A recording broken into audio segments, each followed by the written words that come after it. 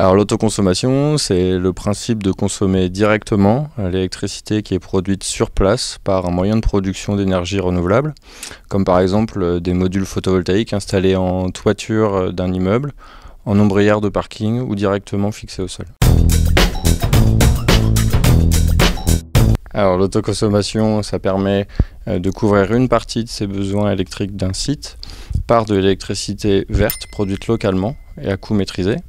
1 kWh autoconsommé, c'est 1 kWh qui n'est pas acheté à son fournisseur d'électricité. L'autoconsommation, c'est donc réduire sa facture de fourniture d'électricité et c'est gagner en autonomie énergétique pour se dévulnérabiliser face aux variations du prix de l'électricité conventionnelle.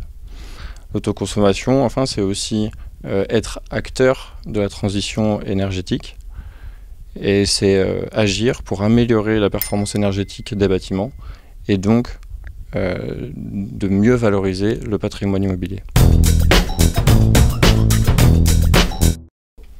Alors, Postimo a initié sa réflexion sur l'autoconsommation en 2018 et a décidé de lancer une série d'expérimentations sur des bâtiments propriétaires. La sélection des sites s'est faite de manière à obtenir un panel varié et représentatif de l'immobilier postal, que ce soit dans la répartition géographique, dans la typologie bâtimentaire et dans les usages énergétiques. 2 centrales sont actuellement en construction, une en toiture de l'immeuble Hôtel des Postes de Nantes, donc qui est un bâtiment tertiaire, et une en ombrière de parking sur le site industriel de l'imprimerie du timbre, donc Fil à Poste, à Boulazac, près de Périgueux. Donc ces 2 projets seront livrés courant le premier trimestre 2021. Un autre projet est actuellement aussi en construction, c'est un bâtiment neuf cette fois, tertiaire, qui est en construction à Lyon, donc dans le quartier de Gerland. Il sera équipé également d'une centrale photovoltaïque en toiture.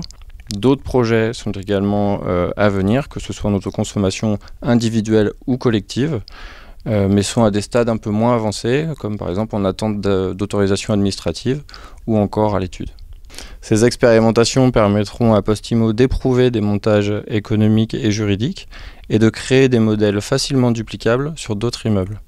Des travaux complémentaires ont permis d'identifier un grand nombre de sites à potentiel et ces démarches initiées par Postimo rentrent tout à fait dans les objectifs du groupe La Poste pour la transition écologique et énergétique, que ce soit à l'échelle nationale ou territoriale.